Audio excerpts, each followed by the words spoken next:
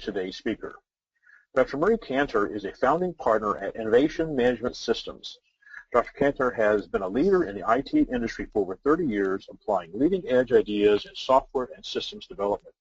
Dr. Cantor recently retired from IBM, where he was a distinguished engineer, a member of the Rational CTO Council, and the Rational Lead for Analytics and Optimization for Software and Systems. In that role, Dr. Cantor led the application of predictive analytics to the software and systems planning and development, as well as adapting lean techniques throughout the development lifecycle. Previously, Dr. Cantor was with Rational, where he served as the lead engineer for Rational Services and the developer of the Rational Unified Process Extensions for System Engineering. Before joining Rational, he was a project lead at TASC, a defense and intelligence contractor. In that role, he applied object technology and early versions of the unified process to the successful delivery of highly complex systems for the United States Air Force's Space Command. Dr. Cantor has published many professional articles and is the author of 2 books, Object-Oriented Project Management with UML and Software Leadership. We're excited to have Murray with us today, and now I turn it over to Murray.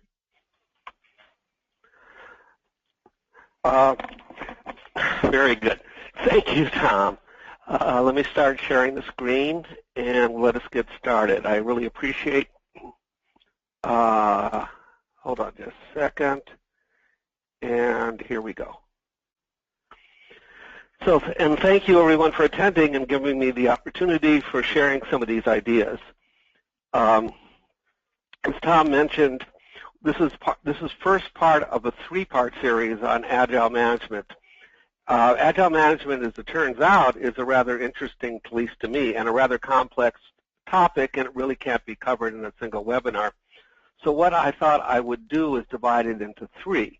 The first one is to explain really what is the problem, what is Agile management, how is that different than just saying managing the standard set of Agile practices, while it includes that, but it's broader, and why would someone even want to adopt Agile management techniques. So this is really targeted to people who are interested in the problem of managing development organizations, looking at the mix of work and taking advantage of the insights that we've learned over the last actually 30, 40 years on how to develop, how to move away from the standard factory paradigms into more agile practices for developing all sorts of things. The second webinar is going to be much more specific on, okay, so we understand the ideas, we understand why we might even want to do this, but what will we do? And so this is going to be much more about practices and specific techniques and how to apply them. And then finally, the third one is going to build on the first 2 in that the problem that managers will have is to actually build a roadmap from how to get from where they are today in their organization to where they want to get to. And the third webinar will talk about how to build that roadmap and how to actually deploy Agile management practices in your organization. So to get started then, let's talk about what do we mean by agility and how, and again, what does it mean for an organization to be agile? What does it mean for a person to be agile? Why is that a good thing? So the definition of agility, it really, if you go right into a dictionary definition, it's the ability to react quickly to change. And this change can be in 2 ways. It can be changes that are going on in your world and your environment, and also in your only position, posture, status. So like a good athlete is considered to be agile because they can react quickly to what is going on around them. And being agile means you can detect changes going on around you and react to those changes and provide and innovate and be creative as needed. Now what's important for managers is that agile is sort of the opposite of stable. And what I mean by that is that, and we're going to talk more about this in the upcoming charts, is that managers have been taught over the years to build stable organizations, that is, ones that are sort of impervious to changes so that they can provide long-term stockholder value and the like. An example of a stable and something we want to be stable would be an example would be a commercial jetliner. Commercial jetliners aren't very stable, aren't very agile. In other words, they would do very badly in a dogfight, and they wouldn't react very quickly. They don't react very quickly to changes, and that was done on purpose. So jet fighters are agile, and commercial airlines are stable, but not agile. And the question you have to decide for yourself is, what sort of organization do you want to run? Do you want to run an organization that will continue to run smoothly even though there's changes around you, and isn't very reactive to change? And if you think about it, and we'll talk more about this later, a lot of the management techniques that came out of the early 20th century were built around building stable organizations. And on the other hand, because the world is rapidly changing, we're developing new modern management techniques and theories that are much more attuned to detecting changes around you and reacting to those changes. Now, what is interesting, at least to me, is that some people think that control of an organization means that you are less agile. But in fact, as we also will discuss, building an agile organization really means you need to have more control, because you have to be able to detect and react appropriately to the changes you're seeing. But the wrong kinds of controls can inhibit agility. The right kind of controls can enforce agility. So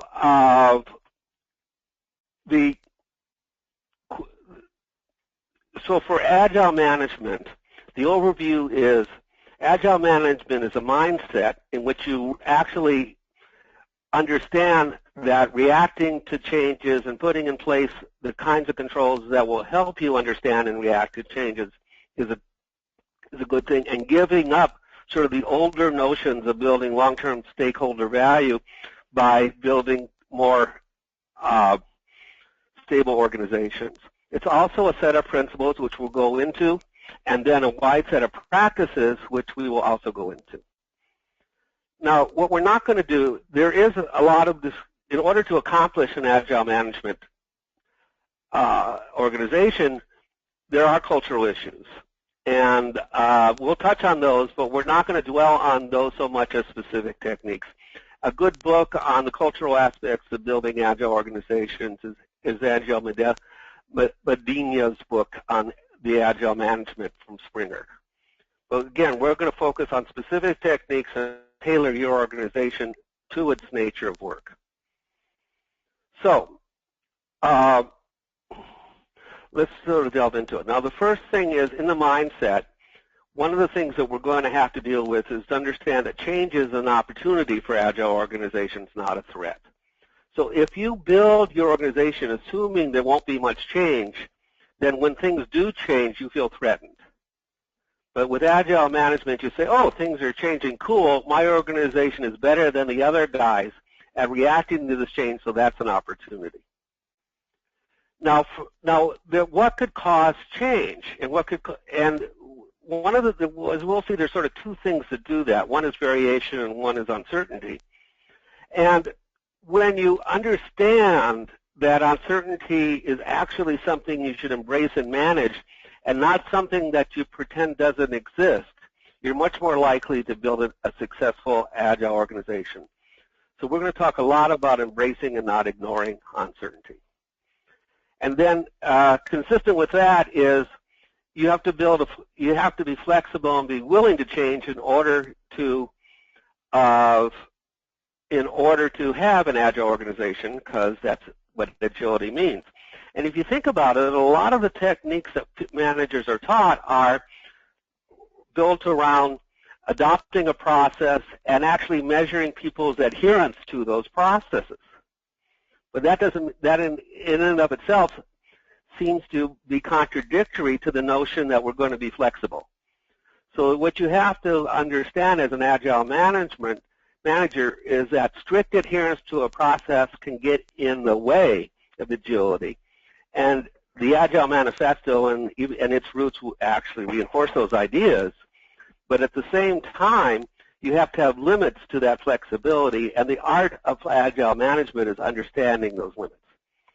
And finally, and this is a core technique, if the organization relies on you as an individual or as your managers as individuals to provide the reactions, so you define a process, the world changes, now you've got to define a new process, and what you're doing is you're creating a command and control culture, and as the commanders and controllers, it's your job to react to all the changes. And if you don't empower the teams to do that themselves, you are going to be very slow at reacting, and a command and control culture is, in fact, antithetical to Agile management. So these are the key processes. Now let's look at these in more detail as we go forward. Now, as managers, we are trained in certain things. There's historical precedents, and there's essentially three ways of looking at management disciplines, in which there is a fair amount of literature, and probably a lot of you have been trained.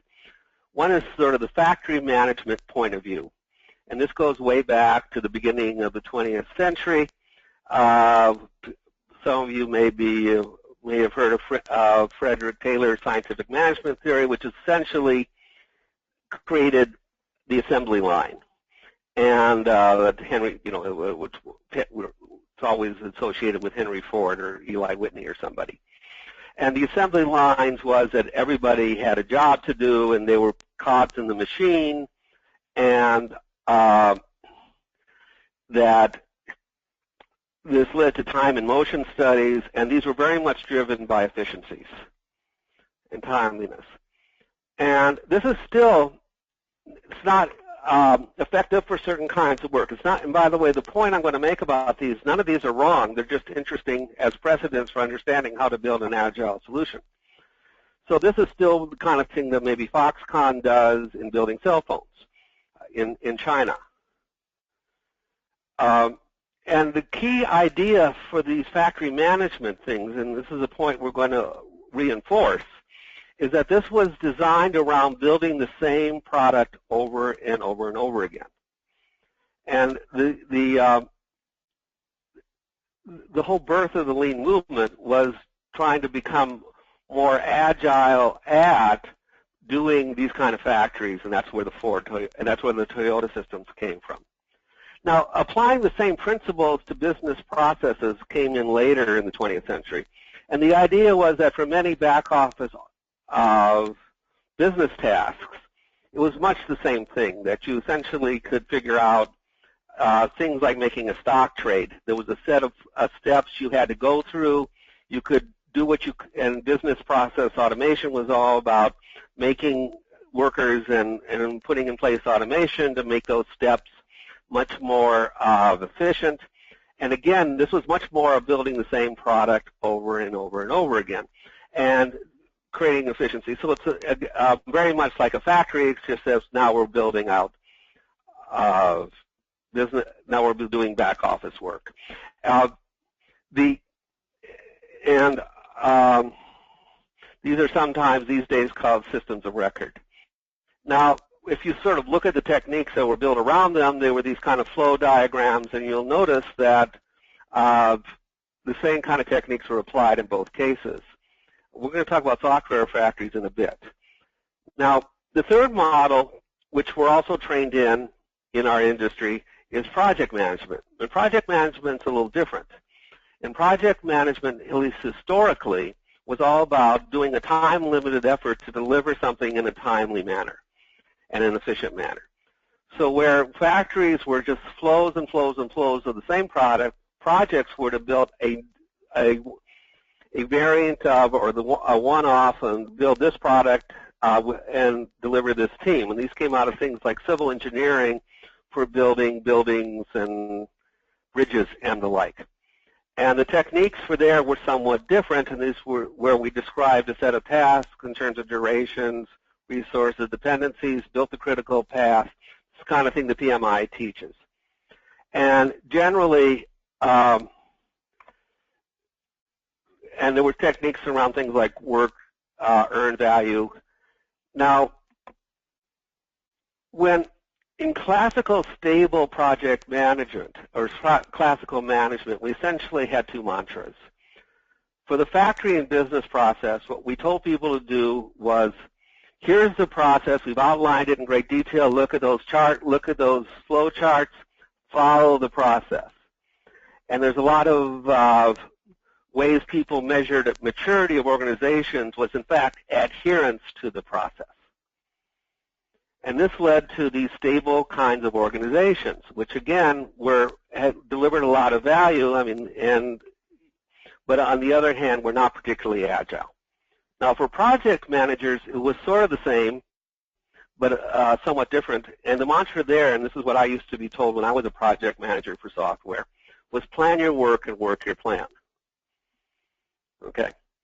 And the idea was that at the beginning of the project, we were supposed to understand exactly what was needed to deliver. We would plan out the work, and then if we had to replan, that was considered a bad thing. And so that meant at the beginning of the project, we had to have complete understanding of what had to be delivered. And if you didn't have that, and your predictions were wrong, you were essentially punished for it.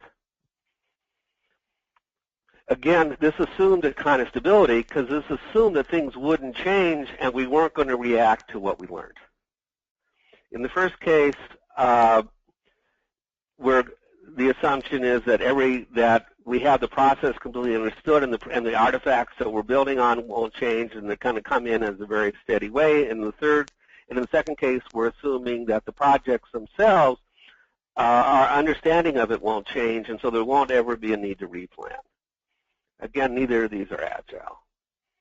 And the goals for the two kinds of things are sort of different. For factory and business processes, the goals where these things were described by, and I give the example of it's described by detail, the goals are always quality, which they meant by that is minimum variation on the outcomes. And this is the whole birth of the Six Sigma movement.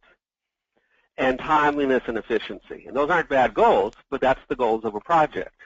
For projects, those are the goals for business processes. For projects, the goals are sometimes called the iron triangle, where you're trying to deliver something, a bigger entity, on time, on budget, and with planned content. And this, for example, the adherence to those three goals was the basis of the Standish reports and the goal and the like. And if you failed to deliver of all three, it was called either a challenged or failed project. Now, this is sort of where we were in the back.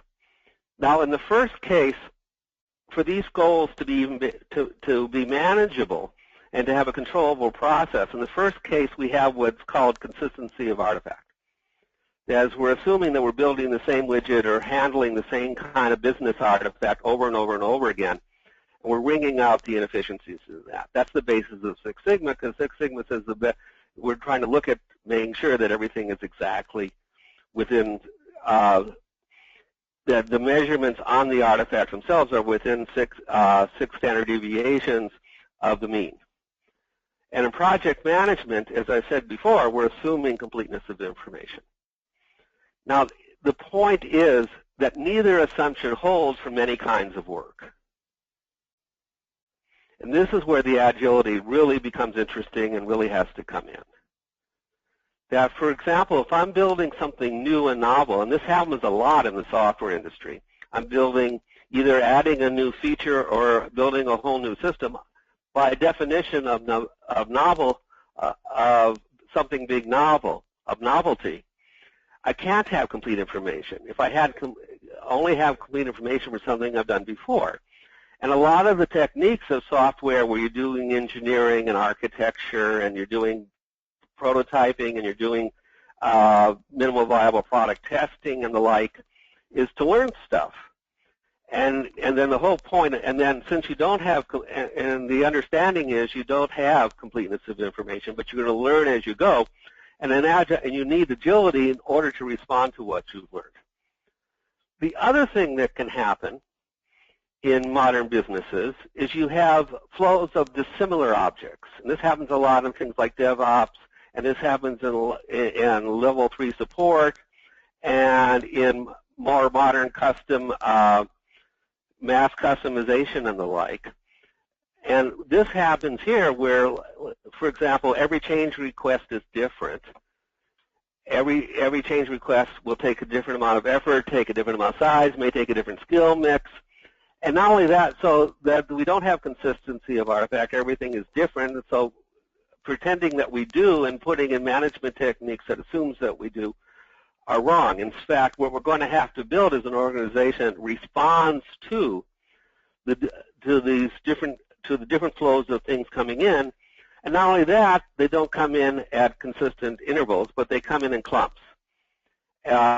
This is the techniques of second-generation lean and Don Reinertson's stuff. So,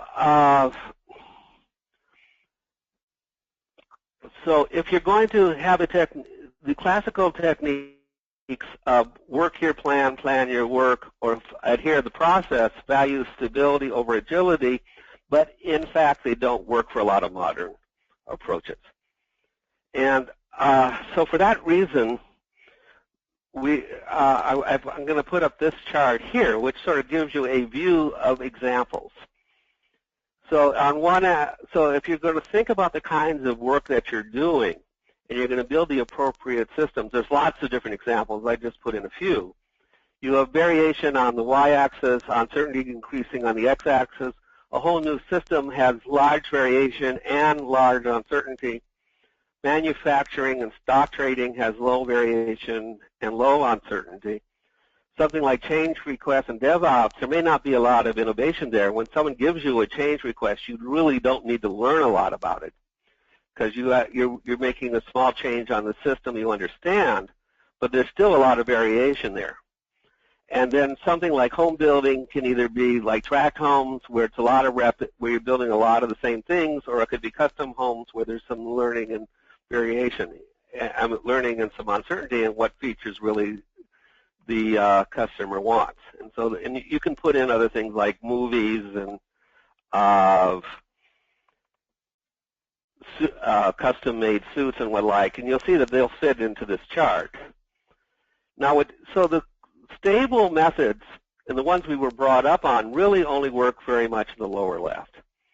And the agile methods are, you need to be more agile and reactive as you move out in either axis.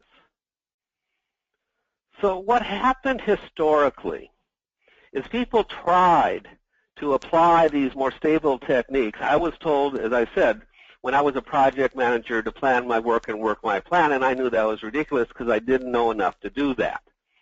And not only that, the critical paths I'd come up with were probably not the actual paths I would follow, and ended up keeping 2 sets of books.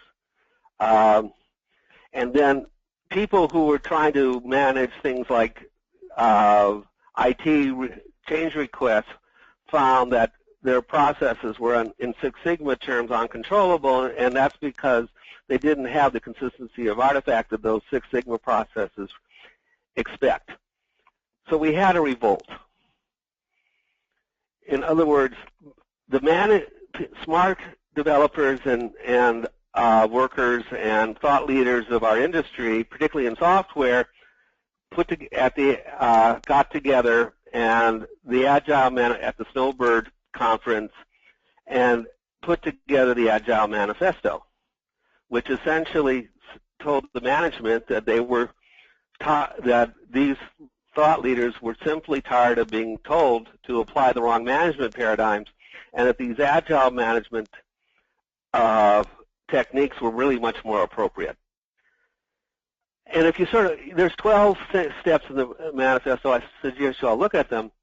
But the thing is that what it really came down to was, let's stop measuring adherence. Let's stop measuring process, whether we're following the process, and let's focus much more on the value, the economic value of the outcomes. And this was based very much on lean techniques that come from things like, and we're going to talk about this in the next section, value stream mapping and managing flow with Kanban to deal with inconsistent variation in artifacts and the like. But the key thing is that let us focus not so let us have the empowerment to make the changes that we see we need to react to, and let us respond actually respond to changes overflowing a plan, and let's collaborate and learn together with the customer rather than adhering to a fixed contract. These are Agile techniques, and they're really designed to deal with the two parameters. So let me stop here and ask if there's any questions up to this point, and then we're going to get into much more detail about each of these parameters. All right. Excuse me. All right. Yes. So let's start with our first question here. It says, regarding agility versus stability, are there not certain stable aspects of Agile, and are there Agile processes or procedures that are continually utilized? So it's a great question, and so there's some controversy about this. One is that a lot of people, the answer is of course, and the principles that I'm going to talk about are sort of the Agile the stable principles which you're going to apply in order to have an Agile organization. On the other hand, what we have seen, and there's been a lot of complaints about this in the Agile community, is that some of the Agile practitioners have fallen into the same trap, which is now they try to over-apply a set of Agile techniques to some mix of work to which it's not appropriate. And so what we're going to talk about is looking at the wide range of Agile techniques, choosing among them and changing the ones you apply depending on how your mix of work changes.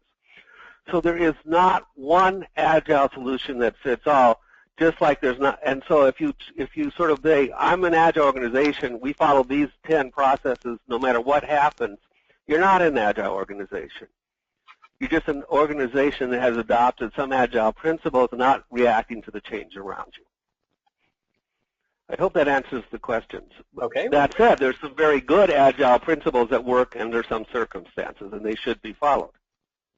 All right, our second question says, right now PMI is including Agile as part of their knowledge areas. Does the organization should merge PMI and Agile best practices? Yeah. Sorry, it's simple as that. Yes, they should. Okay. And by the way, I've had a good relationship with the PMI over the years, and the PMI, again, there's a spectrum, as we'll talk about, there's a spectrum of projects that range from very innovative to very routine, and the set of techniques you apply vary along that spectrum, and some of the Agile techniques are very good for project management. So they definitely should. And there shouldn't be a fight between PMI and the Agile community at all. Okay. And then one question says, when will you use practice knowledge? Always. I'm not sure I understand the question. We're going to talk about a range of practices, and we're going to talk about in this, but the answer is that, and this is sort of very fundamental management, is that a good manager of any organization has a whole set of tools. Okay. And they should know which tool to use when.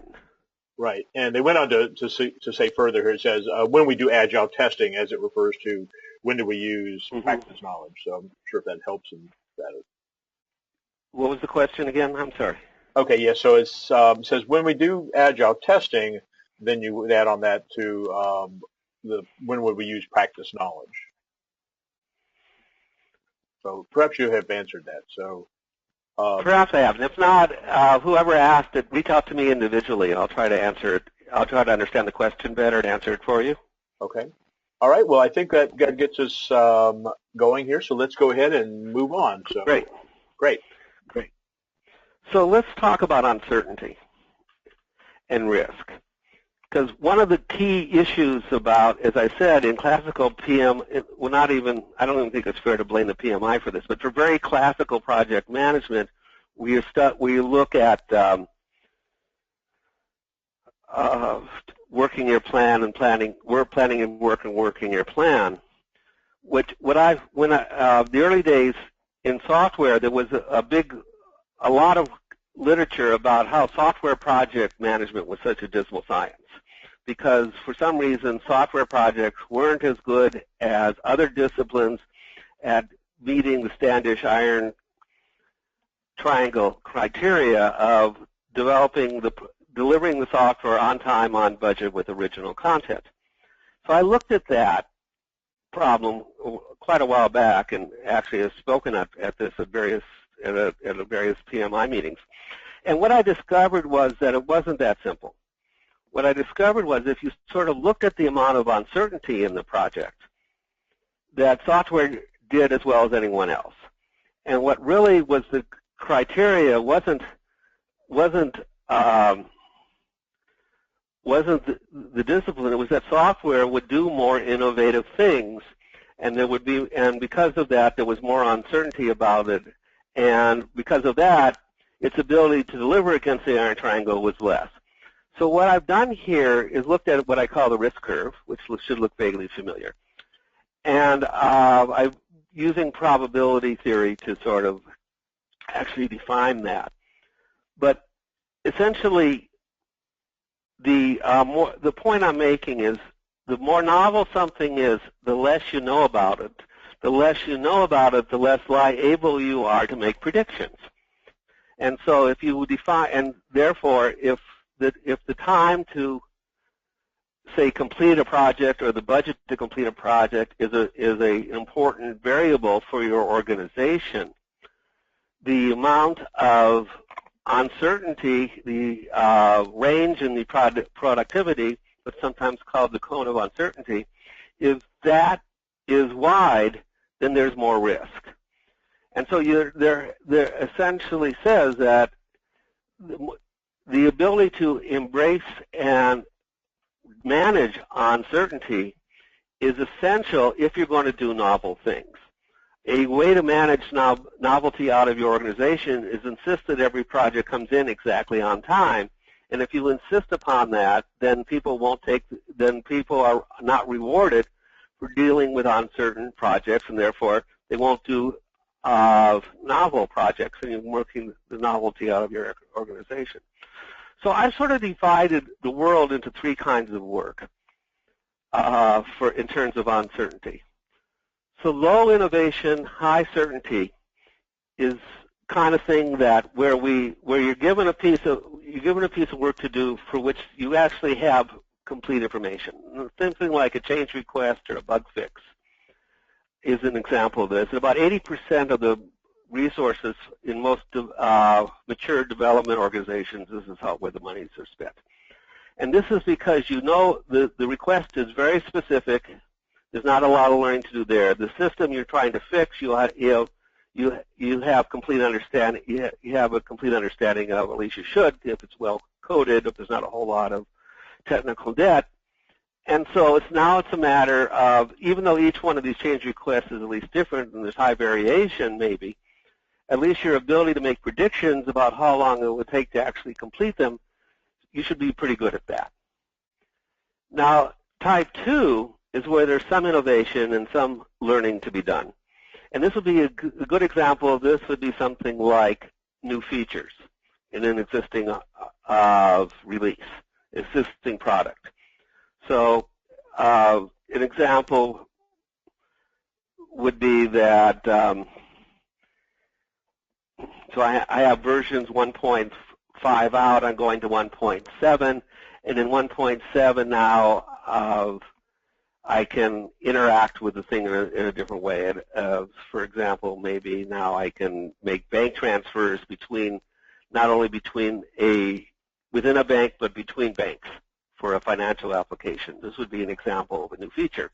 There's some learning to be done. You have to learn how that's done. You have to learn how to do the interaction of the systems. You may even have to refactor the architecture a bit, but it's not And so your ability to make predictions is less than it would be for something very small like a bug fix, but on the other hand, it's not as large as building version 1.0 of a new system, which would be type 3. And generally, the risk-reward, and then one of the interesting problems for managers is to understand the risk-reward. But if you've done the economics right, that the reward of doing a type 3 work is, if it comes in, is high enough to warrant the risk.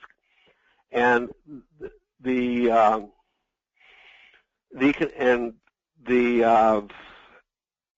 other hand, when you're doing type 1 work, your key goal isn't so much risk-reward, but just efficiency and productivity of your organization. So generally, what we have is, for the types 1 moving into types 2, these things are generally well understood things to do. For the things in type 2 moving into type 3, there's an increasing amount of learning is required. And then for the economics point of view, when you're looking at work in type 1, you're all worried about lean execution. And when you're looking at things in type 3, you really what you're doing there is you're taking risks by working on things that are uncertain. So you want to learn, you want to be focusing on making good bets, and you think much more like an investor. And what we're going to talk about in the next webinar is actual measures and quantifications along this spectrum. Okay, and so for development, for example, a new system version 1.0 would be type 1. Versions X point Y for new features would be type 2, and small changes, maybe versions X point Y point Z, would be in mixture in type 3. Now, what's interesting for development organizations is every even moderately mature development organization has this mixture of work. Now, not everybody gets to work on new systems very often. Some do. If you look at the partitioning of, like in the financial industry, the type 1 is running the bank, and type 3 is, and types 2 and 3 are building the bank. They often use this technology. The new technologies come in type 2 and 3, and keeping the existing systems up and running efficiently is type 1. Now, if you think about it from a agile management point of view, the techniques that work in 3 are different than the techniques that work in 1. The goals for 3 are different than the goals that you're working for 1. The goals for 3 are reducing uncertainty, rewarding learning, and managing risk. And this is where techniques like minimal viable product and the like are essential. The goals for number 1 are much more product flow in the face of variation, and DevOps techniques, and lean, and the Reinerson stuff in second generation lean. And the thing is that one of the key failures development managers make is they try to apply a method across the board. And this is an example where, and if the organization, and particularly for a given organization, if they own a product area, they may move between these 3, they may move, their mix of how they move between these 3 regions may change over time. And assuming that the same techniques that'll work for 2 work for 1, and et cetera, is one of the classic errors. And this is the sort of thing that led to the Agile Manifesto.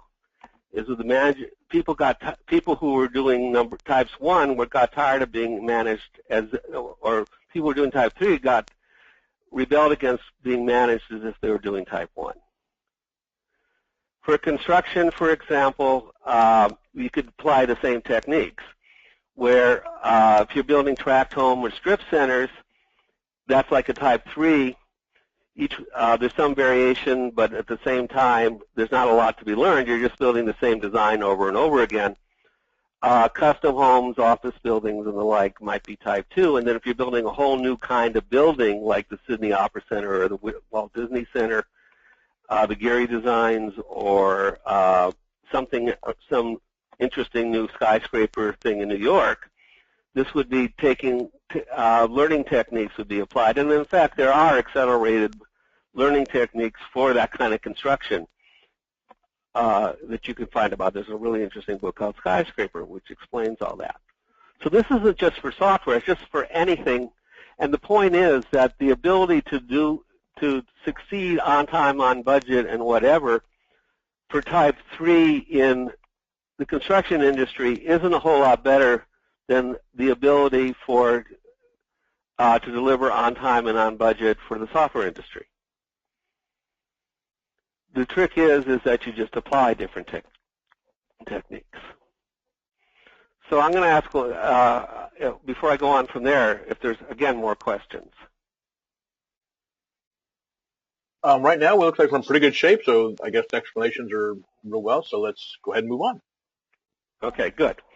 So now the question is, are you dealing with a factory for your work? Is your organization, if you're dealing with novelty and variation, is your organization a factory or a project or both?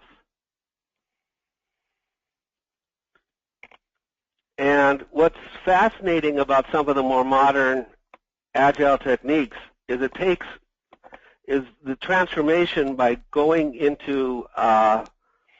from epics and features into stories, and then working off the backlog of the stories, is essentially, by having gone through that transformation, you're essentially turning the project into a factory paradigm, where now you have a flow of stories, each of which is sort of different sizes, and you're trying to manage that with lean techniques as if it were a factory. The problem with that is that in the end, the stakeholders might want it to be delivered on time. And so one of the Agile conflicts that we get into between management and practitioners is that sort of the more orthodox Agile techniques are, well, you're going to get it when you get it. We're going to do the transformation. We're going to apply the Kanban methods to control the flow as if it were a factory with variation. But at the same time, the stakeholders may actually need to make a market window or need a contractual goal, or maybe the thing just has much less value in the later future. And so the bet they're making on dealing with the uncertainty isn't going to come through very well. And they're not able to control the odds of successful delivery when they need this successful delivery. And so the point here is that we need to make a balance between those techniques. And so there's a spectrum, as I said, from all the way from manufacturing with very little novelty and variation all the way up to new systems. And there are techniques for each of them. So if you're doing projects and you actually have full information, then classical project management techniques can work. And they do get applied to things like tract homes, where you're building a new tract or you're building a new strip center, and you essentially are over and over again, you have enough information to apply classical PMI techniques. But if you're doing new features, you don't, and so you learn as you go, and this is where Scrum and iterative development methods, and in particular what's cool about iterative development methods is that they don't necessarily, you don't know the critical path in advance, but you sort of discover it as you go. And you work off the backlog almost as if it's a factory, but not quite, given that you create the backlog of work by the story development. And then if you're in a very innovative situation, then you really do have to look at things like system engineering and more advanced architectural techniques in order to get to a point in which you can develop, in which you have enough understanding to turn a Type 3 project into a Type 2 project. At the product level, it's sort of much the same kind of thing. If you have a repeated, very stable, controlled manufacturing process or back office process, then the Deming Six Sigma control chart Schwartz methods do work. But on the other hand, that only covers a small, these days, that's not the most interesting and doesn't cover much of the work that we do. One of the things that the Toyota reacted to is they said, well, look, trying to build cars with those kinds of assumptions was way too expensive and meant we couldn't react to changes. And so the Toyota management system, first generation Lean, was really about building similar items but with much more frequent variation. And understanding that, because of the fact there was more variation, you had to be much more careful about the flow of materials through, because you didn't, because if you couldn't predict in advance how materials flow through these kinds of systems, and so you did as much as, and that became the whole basis of just-in-time. This has been extended very nicely by Don Reinertsen into even more variation and looking at second-generation Lean and product flow methods when there's even wide variation of techniques. And essentially modern DevOps is like that as well. So now we're looking at the set of techniques that can be applied. And as we're going to talk about in the next organization, and part of being a good Agile manager is having all of these, it's not choosing among these techniques, it's having all of these techniques in your tool bag and understanding which works best when and how to glue them together.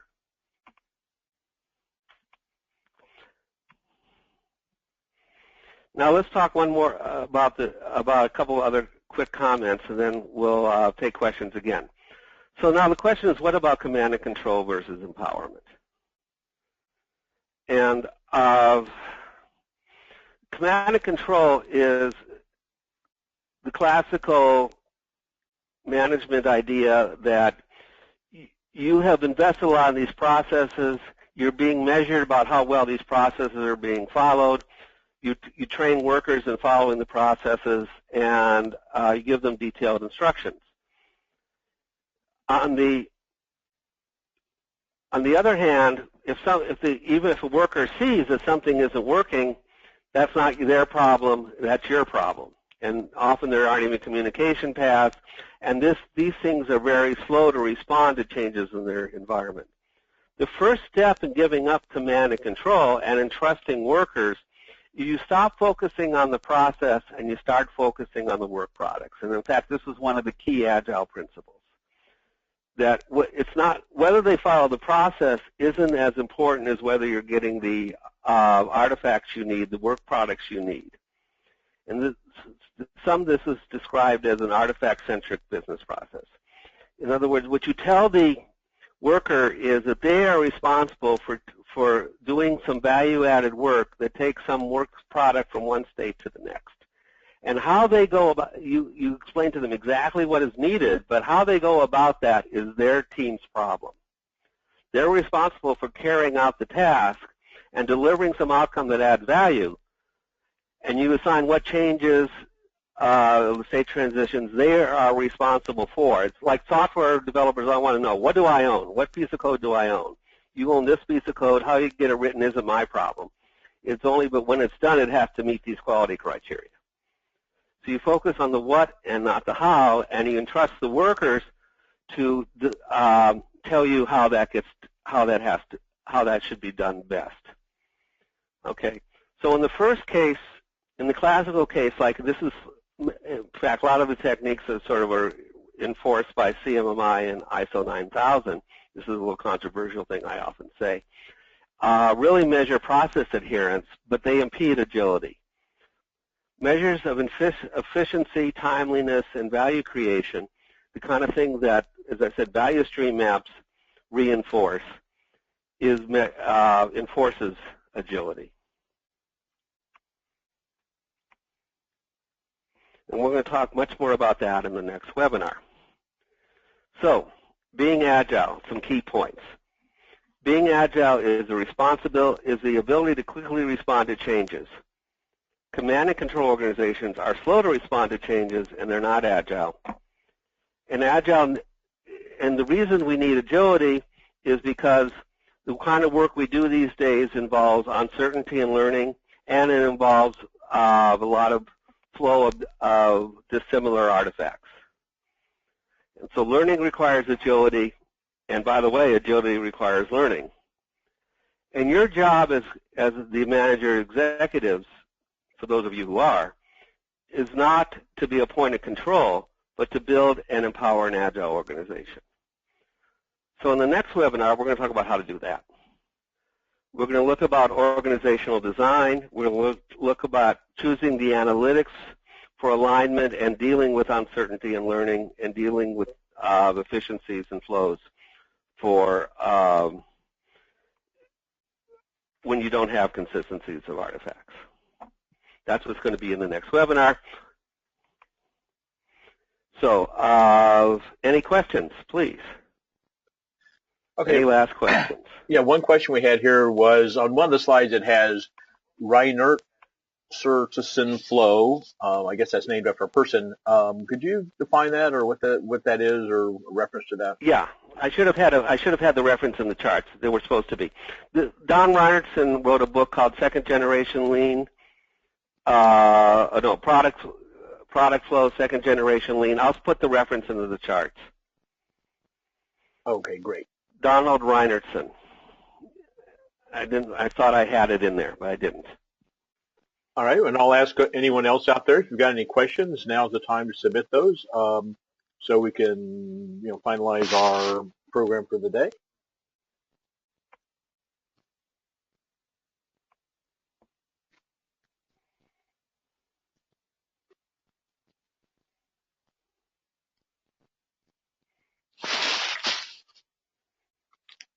Well, as I mentioned, we will be adding the video recording of today's session to the QAI USA website, and you will be able to download it from there.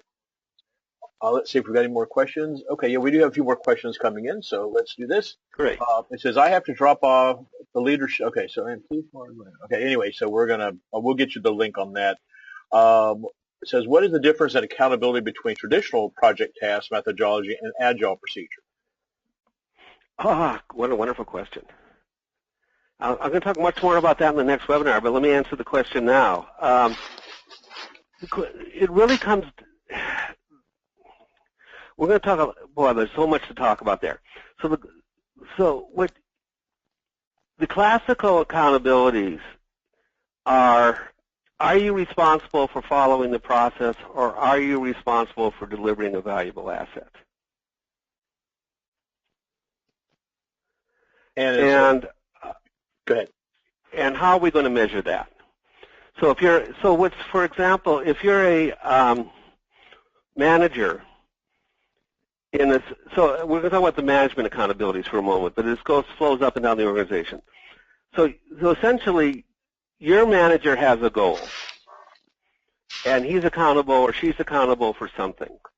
And for that person to make his or her goal, you have to deliver something. And so what you need is analytics that see to it that you are reinforcing delivering that thing that your management needs to deliver their goal. And the people beneath you have to be accountable for the things that help you deliver your goal. And this is how you use analytics to align organizations following the goal question metric technique. And we're going to talk about that in a great deal of detail next time. But the point is that if you could be following the process and being reinforced for meeting all the key process areas and all that, but in the end, you don't deliver the value that your organization needs, and your people may not be delivering the value you need. And so, and this is very much an Agile principle, which is you focus on what gets delivered, not focusing on the process. All right. That people are responsible for that. Okay. I hope that helps. Any other questions out there that you'd like to submit here before we end for today? Well, I think we're all set. So, thank you, Murray, for that outstanding presentation. We are, in fact, about out of time for today. So I want to thank everyone for attending today's webinar. This webinar, as I mentioned, has been recorded. Will be made available on the QAI USA website within the next few days. We'll also be putting up a set of slides, and Dr. Cantor will added that reference in the slides there, so you'll see that along with it, so you'll be able to go back and find that reference to that gentleman. And let's see here. We also want to invite you for the part 2, the Agile Best Practices, on March 16th. You will be receiving an email from QAI with the information to register for that webinar. It's important, again, to kind of stay consistent here with our series. I'd also like to invite you tomorrow for Philip Liu's presentation on pairwise testing, what it is, when to use it and not use it. And you can register for that webinar by visiting the QAIquest.org/2016 website. It's been my pleasure to be your host today, and on behalf of Dr. Cantor at QAI, we look forward to seeing you at part 2, the Agile Best Practices. Thank you for joining us, and have a great day.